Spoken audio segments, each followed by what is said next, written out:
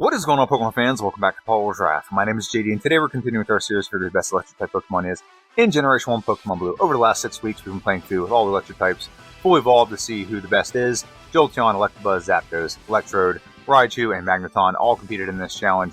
Today, we're going to recap from worst to best, and then see how the Electric type fares overall against the other types in Generation 1.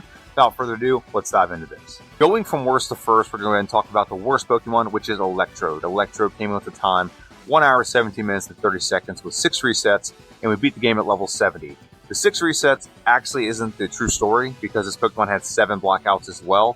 If you don't know, if you lose a battle and you don't want to go back to a save state, and you just wind up at the Pokemon Center, that's a blackout. The thing I use, the program I use that does the overlay and everything, does not calculate that, so I had to show that at the end of the video. And then our second playthrough, we end up having a much improved time of 1 hour and 4 minutes and 15 seconds, 2 resets. We beat the game at level 69. Very nice. We saved 13 minutes and 15 seconds on the second playthrough. Well, how did we do that? Let's talk about the Pokemon real quick and figure out why it's such a bad Pokemon. First off, it's Electric type, and it gets 0 electric moves via level up. Second, it's Electric type, and it only gets 2 electric moves, period. Well, actually 3, but Thunder Wave's not really useful in most playthroughs. Thunderbolt and Thunder are the 2 attacking moves. And here's the third thing. We have 2 stats that we attack with. We have a special and we have physical. Physical is only 50 with this Pokemon, and special is 80. It's obviously the higher of the 2, and it only has 2 special moves. If it had other special moves, like maybe access to Psychic or something that you could utilize, it wouldn't be bad. However, it just has Thunderbolt, which you have to beat Lieutenant Surge to get Thunderbolt. And Thunder, correct me if I'm wrong in the comment section down below, but I'm pretty sure you get that by wandering around the power plant. You don't have a way of getting that unless you go out of your way to get Thunder, but you also have to wait a third of the game to get Thunderbolt from Lieutenant Surge. This Pokemon has no way to utilize its best stat, and so you're constantly using its lower stat, which is attack, which is 50, and all your moves are normal type. You don't have any type diversity. It's not like you have like a normal move. And then I think in Gen 2 this Pokemon will get like Rollout or something, so it probably is a little bit better in Gen 2, because at least it can utilize that. However, it just goes off for a lesser attack stat. So in the second playthrough, what we had to do was we just over-leveled. Between Brock, which you can get by Brock in about 3 to 4 minutes, because Sonic Boom makes the battle completely obsolete.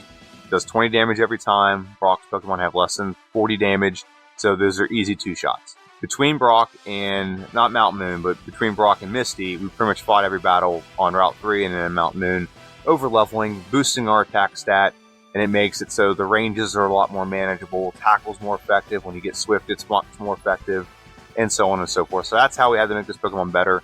Consider this when you're talking about Electrode. Electrode beat Brock in about 3 to 4 minutes, both times. Raichu took 25 minutes to beat Brock and still beat the game faster than its fastest playthrough. In its first playthrough, Raichu's first playthrough beat the game at like 1 hour and 3 minutes. In its fastest playthrough, Electrode beat the game at 1 hour and 4 minutes, 15 seconds, and that counts for the fact that Raichu took 25 minutes to get by Brock, and it still beat the game that much faster. That's how bad this Pokemon is. Now, is it the worst Pokemon in Generation 1? No.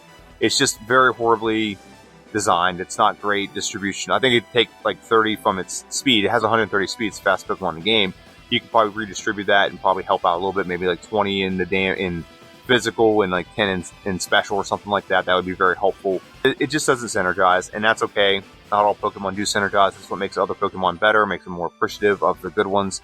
And is it the worst? No. Onix is going to be worse. I think Tangela is going to be worse. As of right now, Hitmonchan is significantly worse. And actually, I think it's actually on the second playthrough, it surpassed Pidgeotto. So there's a bunch of Pokemon that passed on the second playthrough. But let's talk about the next Pokemon. The next Pokemon I want to talk about is Raichu. Now, Raichu, I don't think Raichu's a bad Pokemon. I think it just gets a raw deal when it comes to its moveset. Raichu come in with a time of 1 hour, 1 minute, 45 seconds, 4 resets, and we beat the game at level 66. Understand something. We took 25 minutes to get by Brock. This Pokemon does not start the game with a move that can actually hit Brock in battle. So we have to deplete all of our power points. We had to over-level a little bit, pretty much get level 20, and use Struggle to beat Brock. And the same thing in the second playthrough. The second playthrough, we pretty much had a flawless run at 58 minutes and 25 seconds, 0 resets, and the same level of 66. So what is the problem with this Pokemon? I don't think this Pokemon actually has a problem. I think it's a very well-balanced attacker. It has good physical attack stat. It has good special. It also has good speed. It doesn't have a lot of hit points, and it also doesn't have great defense, but when you can hit hard physically and special, you don't really need that.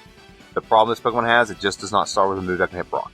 Now, I did not do this very well. I did not do my research very well when I was doing this, pretty much because this is the last Pokemon I was preparing for the preview for the grass types and the recap for the electric types, is Raichu's moveset in Generation 2 would make for a very interesting what-if scenario. Its moveset in Generation 2, it starts off with Thunder Shock, Tail Whip, Quick Attack, and Thunderbolt. That is a very solid move pool to start the game with, and I'm very disappointed in myself that I did not recognize that until now. So this coming Wednesday, we're going to have a what-if scenario where what if Raichu had its Generation 2 moveset playing through Generation 1. I think it's going to be very exciting for this Pokemon. This Pokemon gets a solid move pool. It's not elaborate. It's not as elaborate as others, but it does get access to Thunderbolt, utilizing its special attack. It gets access to Mega Punch, get access to Body Slam, you get access to Seismic Toss, which is a huge advantage for this Pokemon. Not all the electric types get access to that. The fact that this Pokemon does, huge advantage for it. And overall, I just think Raichu gets a raw deal because it just starts the game with a bad starting move pool. The what if scenario I'm going to do on Wednesday is really going to showcase how much better this Pokemon can be. And I suspect it's going to land where the other electric type Pokemon did. And you're going to see the next 3 Pokemon, they all group together very nicely when it comes to the tier list after the second playthrough. So I think Raichu lands right smack dab in the middle with all of them, if not maybe above some of them. The next Pokemon we're going to talk about, which is the Pokemon that came in 4th place, which is Electabuzz. Electabuzz clocked in with a time of 53 minutes, 52 seconds, 0 resets, and we beat the game at level 65. This Pokemon is actually very solid. It just really starts with a garbage moveset in Generation 1. Quick Attack and Leer is what we start the game with. I did a what-if scenario, which I recommend you go check out. I actually got a lot of views, and it's a very fun video, where what if we had Electabuzz's Generation 2 moveset start the game, and it does significantly better. This Pokemon beats the game at a time that puts it like top 5 up there with like Poliwrath and like Dugong on my tier list. It really does improve this Pokemon. The second playthrough we actually did with our just normal Generation 1 move pool, moveset, whatever you want to call it, 49 minutes, 40 seconds, 2 resets, and beat the game 1 level higher at 66. The 5 minutes, roughly just about 4 to 5 minute improvement, really comes down to just being more efficient. There's not a lot of things you can do with this Pokemon. Just getting by Brock as fast as possible, and then just maybe cutting out some trainers here and there is really what we did at the same time. We did have 2 more resets, so it could have been faster. Probably could have got down to around like 47, 48 minutes, something like that. But I'll take this improvement all day, because this Pokemon, there's not a lot you can do. It does have the most elaborate move pool of all the electric types. Like, think of it, we get all the physical damaging moves, or the fighting moves, there we go. We have Submission, we have Counter, Seismic Toss. Not all that's useful, but it is nice to have it all in case you need it. So Seismic Toss is useful. We get access to Thunderbolt, Thunder, Psychic, Mega Punch, Body Slam. All those moves you get access to. And it's just like the most elaborate move pool. So that's why whenever you start the game and you have a much better starting move set, this elaborate move pool really just helps you accelerate. And this Pokemon, I do think it's a good Pokemon. I just think there's a thing in Generation 1 where, because it didn't anticipate 20, 30 years later, there'd be a culture of people playing through Pokemon in Generation 1 online and trying to see how fast they can get the game. They did not skew the move pool for that benefit. They skewed the move pool for when you get it in the game. And you can't get Electabuzz until later in the game, just like a bunch of other Pokemon. So all of its good moves are skewed towards later in the game. With that being said, Electabuzz, solid Pokemon.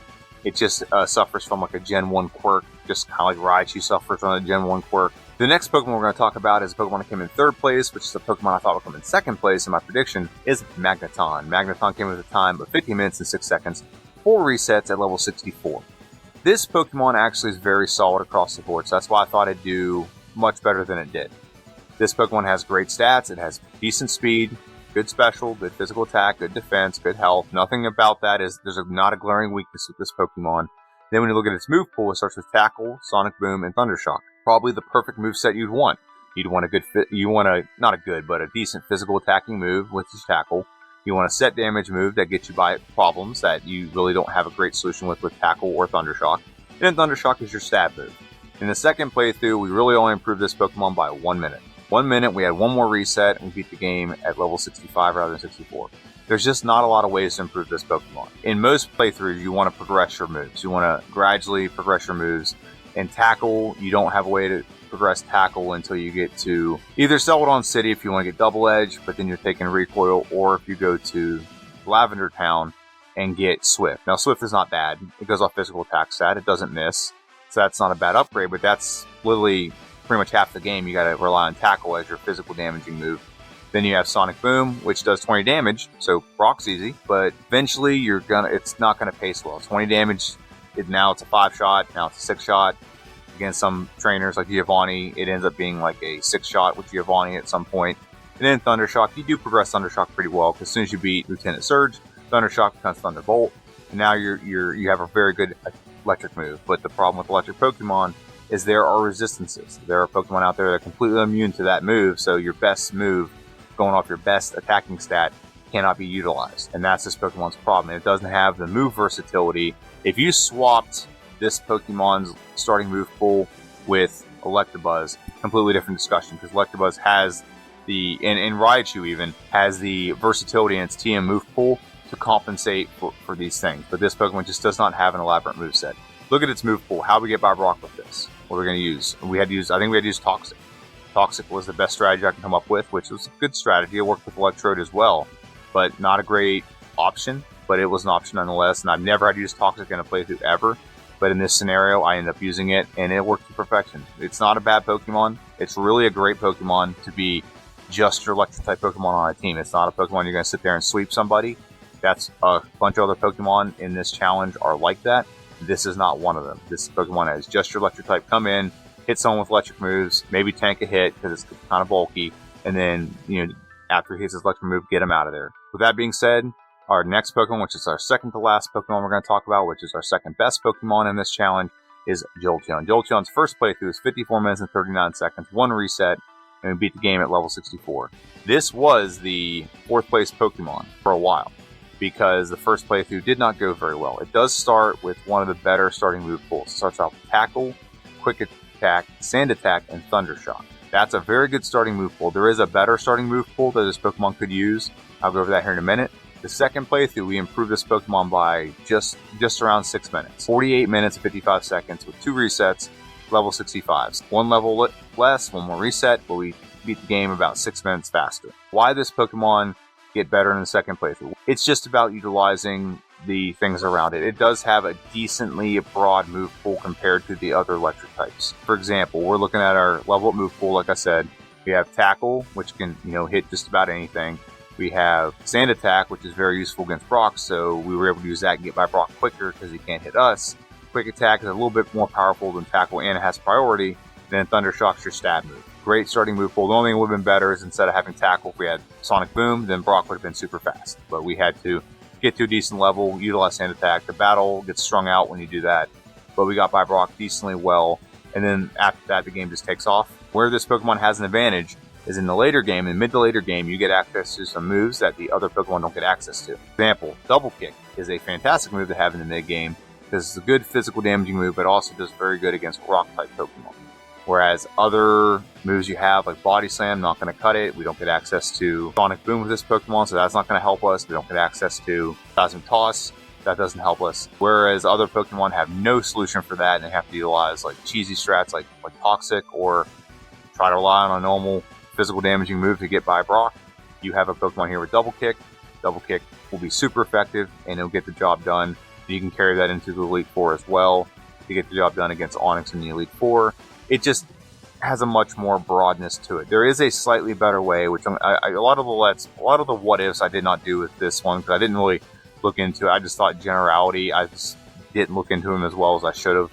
But the grass types don't have a lot of things we can modify, so I think I'll do a lot of the what ifs during the grass types. Jolteon could be slightly better if instead of having Tackle, it had Leer. Here at Tackle, add Leer, so our starting move pool would be Leer, Sand Attack, Quick Attack, and then Thundershock. I think that'd make Brock a little bit faster because Leer would make it so we could lower the defenses of the opposition where we couldn't do that before, and that would make Brock significantly easier with this Pokemon. However, this Pokemon has great speed, it's great stats across the board. Its physical attack stats probably one of its lowest stats, but we're able to utilize it to a degree where it was very effective. Agility, huge advantage to this Pokemon as well. It can badge boost, whereas all the other Pokemon can't, or at least not naturally. They have to use Mimic to steal a move from an opposition. This Pokemon does not have to do that. So that being said, we've gone through 5 Pokemon. We have 1 more left, and that is the Electric Champion, Zapdos.